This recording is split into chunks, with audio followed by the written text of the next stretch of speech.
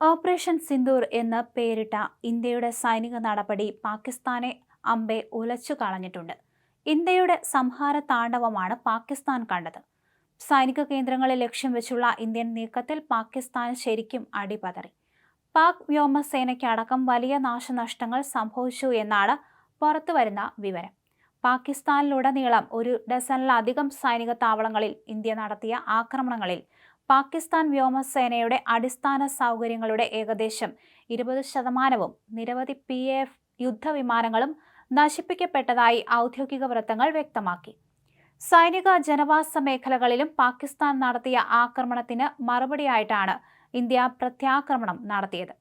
ഇന്ത്യയുടെ പ്രത്യാക്രമണത്തിൽ വലിയ നാശനഷ്ടങ്ങൾ ഉണ്ടായതാണ്. PAFന്റെ F-16, F-17 യുദ്ധവിമാനങ്ങൾ നിലയുറപ്പിച്ചിരുന്ന സർഗോഡ, ബെലാരി തുടങ്ങിയ വ്യോമത്താവളങ്ങളെയും പ്രധാന വെടിമരുന്ന് ഡിപ്പോകളെയും ലക്ഷ്യമിട്ടാണ് ആക്രമണം നടത്തിയതെന്ന് വൃത്തങ്ങൾ അറിയിച്ചു. സിദ്ധിലെ ജംഷോറോ ജില്ലയിലെ ബെലാരി വ്യോമത്താവളത്തിൽ നടന്ന ആക്രമണത്തിൽ സ്ക്വാഡ്രൺ ലീഡർ ഉസ്മാൻ യൂസഫും 4 വ്യോമസേനാംഗങ്ങളും ഉൾപ്പെടെ 50-ലധികം പേർ കൊല്ലപ്പെട്ടു. ആക്രമണത്തിൽ നിരവധി PAF യുദ്ധവിമാനങ്ങൾ നശിപ്പിക്കപ്പെട്ടതായി വൃത്തങ്ങൾ അറിയിച്ചു.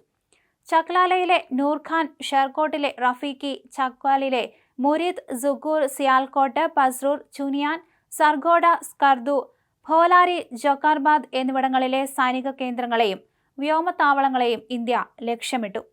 പാകിസ്ഥാൻ വ്യോമത്താവളത്തിലുണ്ടായ നാശനഷ്ടങ്ങളുടെയും ഇന്ത്യൻ വ്യോമ പ്രതിരോധ സംവിധാനങ്ങൾ വിജയകരമായി തടഞ്ഞു നശിപ്പിച്ച വിവിധ പാകിസ്ഥാൻ ഡ്രോണുകളുടെയും മിസൈലുകളുടെയും ദൃശ്യങ്ങൾ സേന നേരത്തെ പുറത്തുവിട്ടിരുന്നു.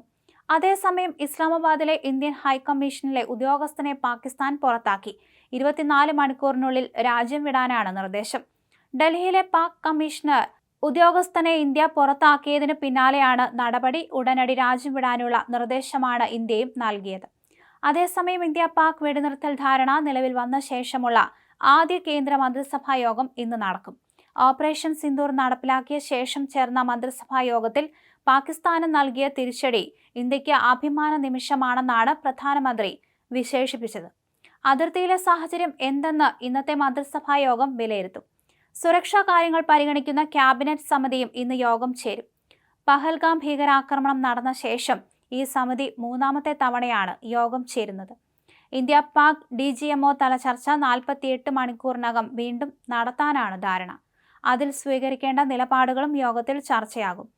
പഹൽഗാമിൽ ഭീകരാക്രമണം നടത്തിയ TRFനെ ഭീകര സംഘടനയായി പ്രഖ്യാപിക്കണമെന്നാവശ്യപ്പെട്ട് തെളിവുകൾ സഹിതം അടുത്തയാഴ്ച UN സുരക്ഷാ സമിതിയെ സമീപിക്കാനിരിക്കുകയാണ് ഇന്ത്യ. ഇതിനെക്കുറിച്ചും ഇന്നത്തെ കേന്ദ്ര മന്ത്രിസഭാ യോഗത്തിൽ ചർച്ചയുണ്ടാകും. ഇന്ത്യ പാക് വെടിനിർത്തൽ ധാരണ നിലവിൽ വന്ന ശേഷമുള്ള 4ാം രാത്രിയും അതിർത്തി ശാന്തമാണ്. ഇന്നലെ രാത്രിയും ഇന്ന് പുലർച്ചെയും ജമ്മുകാശ്മീരും പഞ്ചാബും രാജസ്ഥാനും ഗുജറാത്തും അടക്കമുള്ള അതിർത്തി മേഖലകളിൽ സംഘർഷമുണ്ടായിട്ടില്ല.